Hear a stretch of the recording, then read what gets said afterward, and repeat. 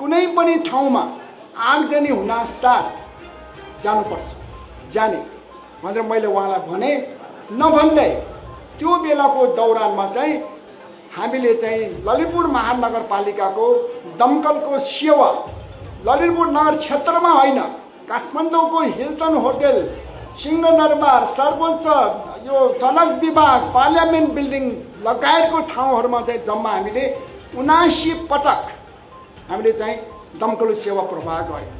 ललितपुर महानगरपालिकाका प्रमुख चिरी बाबु महार्जनले नगरपालिकाको काम नगरवासीलाई संरक्षण गर्ने र दिनचर्या झनै राम्रो कसरी बनाउनेतिर हामी केन्द्रित रहेको बताउनु भएको छ। आइतबार आयोजित एक कार्यक्रमलाई सम्बोधन गर्दै प्रमुखले यस्तो बताएका हुन्। उनले ललितपुर महानगरपालिकाको सबैभन्दा महत्त्वपूर्ण काम नगरवासीलाई कसरी संरक्षण गर्ने, कसरी उनीहरूको दिनचर्या राम्रो पार्ने र कसरी उनीहरूको इन्कम जेनेरेसनमा कसरी टेवा पुर्याउने भन्नेमा हामी केन्द्रित छौँ। जेनजी आन्दोलनका क्रममा ललितपुर महानगरपालिकाले दमकलको सेवा ललितपुर नगर क्षेत्रमा मात्रै नभई काठमाडौँ महानगरपालिकामा समेत दिएको बताए। सिंहदरबार सर्वोच्च अदालत लगायतका स्थानहरूमा 79 पटक दमकलको सेवा दिएको उनको भनाइ छ। उनले मन्त्री क्वार्टर जलेर फोन आएपछि दमकल पठाएको तर आन्दोलनमा सहभागी भएकाहरूले बाधा सिर्जना गरेको बताए। प्रमुख महार्जनले नगरवासीका लागि गर्नुपर्ने आवश्यक कामहरू आफूहरूले क्रमशः पूरा गरिरहेको बताएका छन्। आगो निभाउन गएको दमकललाई समेत आन्दोलनकारीले आगो लगाएको बताए। अब अत्याधुनिक 2वटा दमकल खरिद गर्ने निर्णय समेत गरेको बताए। अपाङ्गता भएका व्यक्तिहरूका लागि खरिद गरेको गाडीमा समेत आगजनी भएकोले अब झनै अत्याधुनिक गाडी किन्ने उहाँको भनाइ छ।